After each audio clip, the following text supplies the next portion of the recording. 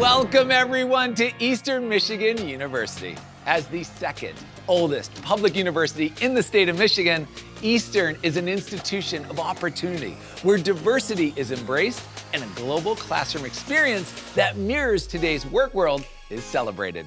It's located here in Southeast Michigan, near the Huron River in historic Ypsilanti, which is ranked as one of the best college towns in Michigan. Eastern Michigan University has been transforming lives for more than 100 years, celebrating its 175th birthday in 2024.